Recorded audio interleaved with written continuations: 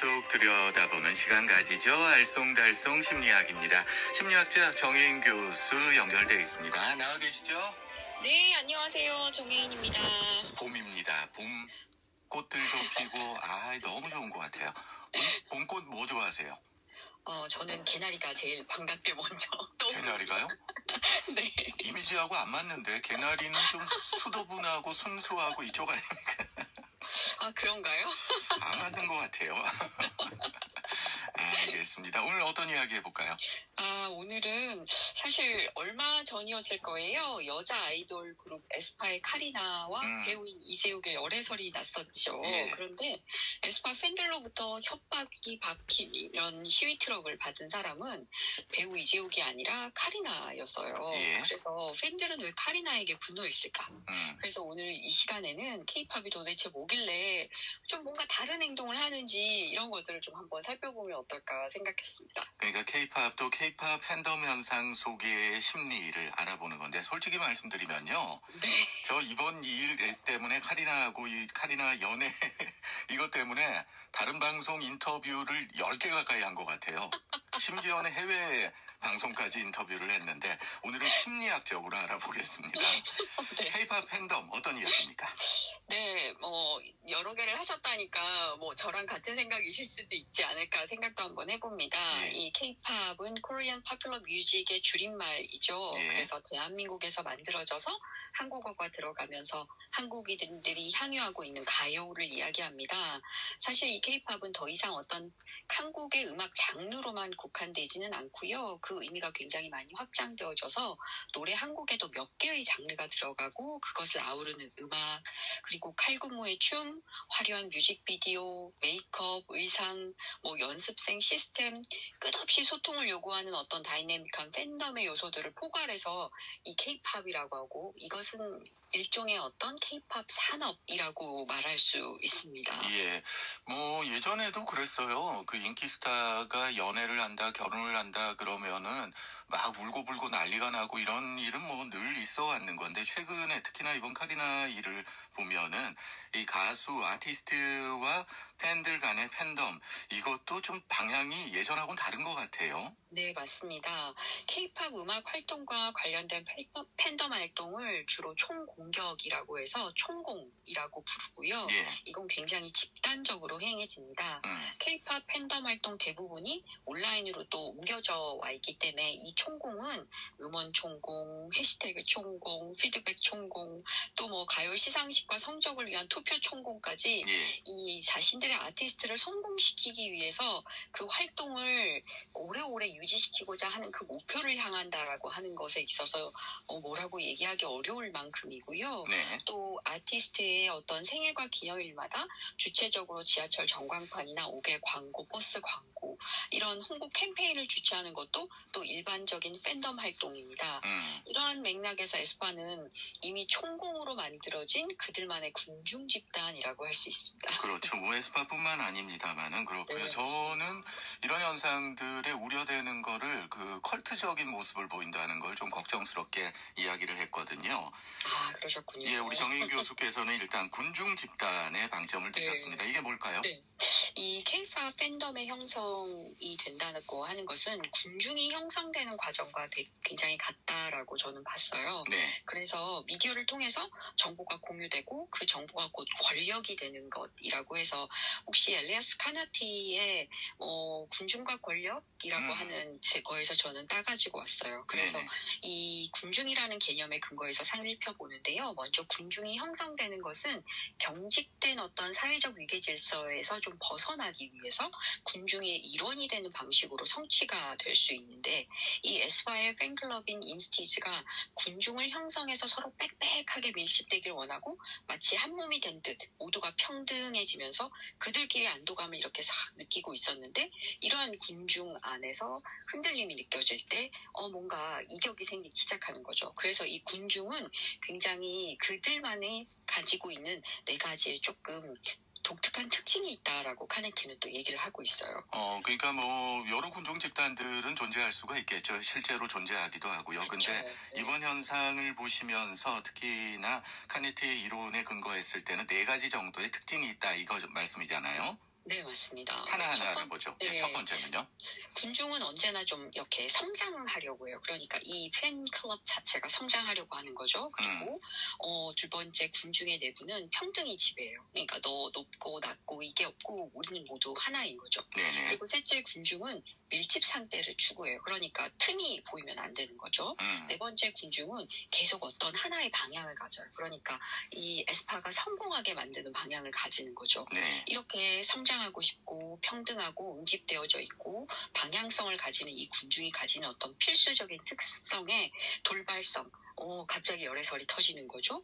이러면서 불안정한 어떤 속성, 팬들은 어떻게 해야 될지 모르는 어떤 것이 첨가되어지는 거예요. 예. 이렇게 되면 격동적이고 불안한 특성을 가진 군중이 와해되기 쉬워서 뭔가 노력이 필요한데 이 노력의 일환으로 트럭 시위 같은 것을 하게 된 거죠. 그래서 군중이 마주하는 어떤 사건에 대표되는 감정이 변화되어져서 군중의 감정은 하나로 고정되어져 있지 않고 뭔가 흔들리고 있다라고 이야기를 하게 됩니다. 저는 이제 비판적인 입장이에요. 왜냐하면은 누구와 연애를 하는 게 이렇게 비판받을 이야기인가 싶은 생각도 들지만 말씀하신 것처럼 이 군중 집단에서 하나의 평등 이런 거를 가졌는데 진짜 돌발 상황이 발생한 거잖아요. 네, 맞습니다. 그것도 자기들이 어떻게 감당하기 힘든 돌발 상황이 발생하다 보니까 더 그렇게 된 것 같은데 그게 이제 이런 걸 표현하는 행태 이런 것도 달라지는 거 아닙니까? 네, 맞습니다. 그래서 군중이 내포하는 감정이 뭔가 사랑하고 좋아하는 감정에서 분노로 달라지게 되면 그 군중의 형태 또한 좀 달라지게 되는 거죠. 그래서 이 K-팝의 팬덤은 이 향유하는 대상인 아티스트의 활동에 따라서 어떤 사건을 맞닥뜨리냐에 따라서 감정이 급변하기 때문에 군중의 형태가 변화되어지고 이러한 변화도 예측되어지는 거죠.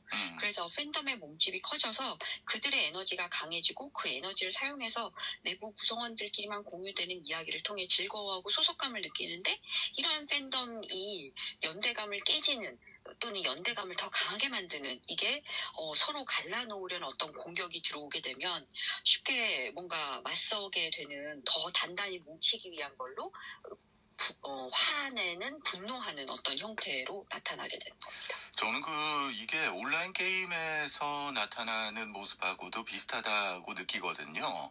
그렇게 볼 수도 있습니다. 예, 온라인 게임은 여러 사람들이 보이지 않는 공간 각자의 영역에서 네트워크로 접속을 해가지고 거기에서 하나의 공동의 적을 공격하는 방식이잖아요. 네, 맞습니다. 게임이라는 게 이것도 공격이라는 형태는 다릅니다만은 그런 모습을 가지지 않나. 그게 또 그들의 어떤 유희랄지 문화의 방법이기 때문에 그렇지 않을까 하는데 특이한 점이 있어요. 예전에는 열애설이 나면은 내가 좋아하는 스타가 아니라 스타가 만나는 상대를 비난하거나 이런 경우가 많았거든요. 이번엔 달라요. 사실 만약에 이 카리나가 이 배우가 아니라 그냥 일반인을 사귀었다면 이 팬클럽은 이러지 않았을 겁니다. 그렇죠. 네, 저도 그렇게 봅니다. 이 K-팝 팬덤이라고 하는 것 자체는 아티스트의 어떤 성공과 행복 이것이 팬덤의 존재 유무가 되는데 이 모든 일들에 대해서 아티스트를 위해서 행한다는 동일한 목적을 가지고 움직이는데 아티스트 이미지에 도움이 되는 일을 해야지 되는데 그렇지 않다라고 판단하면 갑자기 돌변하게 되는 거죠. 그래서 이 K-팝 팬덤이라고 하는 것은 아티스트에게 종속되어 있지만 아티스트의 운명에 의해서 달라지는 것이기 때문에 그들이 아티스트로부터 느끼는 어떤 감정이 사라지거나 약해지거나 와해되거나 변질되게 되면 이 팬덤을 향하는 이 움직이는 어떤 에너지 자체도 변화되게 되는 거죠. 그러니까 지금 현재의 상황에 변화된 에너지를 감지하는 것, 감정의 어떤 바탕이 달라지는 것이라고 또 표현해 볼 수도 있습니다. 어떻게 보세요? 심리학자 입장에서 이런 팬들의 지금은 이제 집단적인 겁니다만 개인도 어떤 생각들을 가질 건데 이게 오래 갈까요? 그냥 어느 순간에 흐지부지 되지 않을까요? 그렇진 않을 겁니다. 사실 저는 굉장히 오랫동안 연예인 연습생들을 심리상담하는 일을 해오고 있는데요. 그 안에서 살펴보면 그들이 가지고 있는 어떤 독특한 독특함이 있어요. 음. 그래서 그것을 그들만이 가지고 있는, 또 연예인이 되고자 하는 어떤 이들과 연예인 이들만이 가지고 있는 독특함은 아니고요. 그들과 같이 숨쉬고 호흡하고 그다음에 또 뭔가 팬덤을 만드는 이 클럽 자체도 똑같이 동일한 것 같아요. 예. 그래서 그들의 옆에 있는 이 모든 군중이라고 하는 이 집단 자체가 같이 자생하고 같이 뭔가 이 살아가는 어떤 새로운 어떤 카테고리를 만들기 때문에 그렇게 쉽게 변질될 것이다라고 보지는 않습니다. 이번에 카리나가 자필 사과문까지 냈더라고요. 네, 맞습니다. 저는 뭐 그걸 뭐 본인이 했겠나 회사에서 하라 그랬지 이렇게 생각하고 있는데. 근데 참 안타까운 예. 거는요. 회사에서 하라고 한다고 해가지고 사실 무조건 했을 거다라고 또 생각을 하기도 하잖아요. 예. 그런데 이 오랫동안 연습생에서부터 이 연예인이 됐기 때문에 마치 회사가 하는 이야기들은 부모가 하는 이야기와 동일하게 조금 받아들이는 경향성도 있어요. 예. 그래서 대중들이 좀 한 번쯤은 더 생각해 봐 주셨으면 좋겠어요. 어떤 행동을 하는 것에 대해서도. 그러게요. 네. 그래서 근데 제가 네네. 한 가지 저기 또 생각 드는 게 지금까지 뭐 팬들하고 그 아이돌스타하고 SNS 같은 거를 할 때 에스파도 마찬가지였습니다. 유료로 했거든요. 네, 맞습니다. 팬들 같은 경우에 돈을 내고 했단 말이에요. 네네. 그렇게 됐을 때에 회사의 책임 같은 것도 분명히 도덕적 책임 같은 것도 있어야 되지 않을까요? 물론 사회가 그런 책임에 대해서 질문해야지 되는 건 맞는데요. 그 유료화된 어떤 이 상황에 대해서 팬들은 또 뭐라고 얘기하냐면 우리가 사랑하는 어떤 일을 위한 적극적인 지원이라고 생각을 하기 때문에 좀 다르게 또 해석되어 줄 수도 있습니다. 알겠습니다. 참 복잡한 이야기인데 저는 좀 씁쓸했어요. 이번 사태 보면서 씁쓸한 느낌이 있었습니다. 오늘 알쏭달쏭 심리학은 아이돌스타의 팬덤 현상에 대해서 이야기해봤습니다. 심리학자 정혜인 교수였습니다. 감사합니다. 네, 감사합니다.